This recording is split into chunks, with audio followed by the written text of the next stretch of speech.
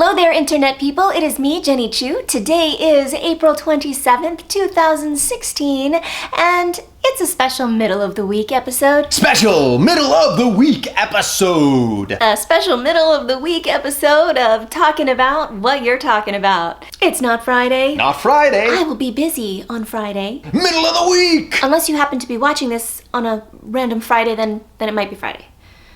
Okay. Hashtag Towda. This week, New Line Cinema and Warner Brothers announced their official release date of their adaptation of Stephen King's It, because who doesn't want to relive that trauma? If you make your living as a clown, it is time to learn a new trade. We're all just gonna be collectively scarred. The plan is to split the story into 2 films, with the first one hitting theaters September 18th, 2017. So people on social media have been talking about Target's transgender bathroom policy. Basically, transgender employees and customers are free to use whichever bathroom or fitting room best suits their gender identity. And of course, there's a boycott happening. The American Family Association, a Mississippi nonprofit organization, has garnered over 580,000 signatures. Basically, people pledging to shop elsewhere because Target endangers women and children by allowing men to frequent women's facilities. Clearly not understanding what transgender actually means. You know, I love Target. You can pretty much find anything at Target, but if this boycott does indeed happen,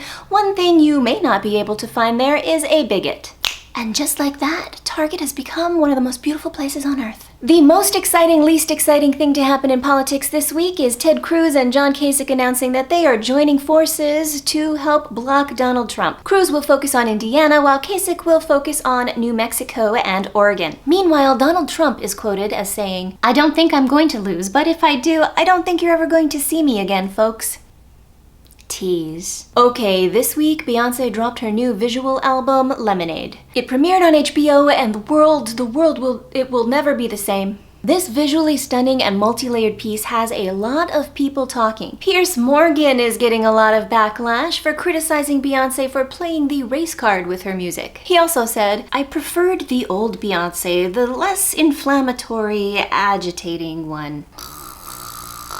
Real tired. Counting the old white men who would prefer that women, especially black women, stop making so much noise. Oh, Piers Morgan, honey, shh.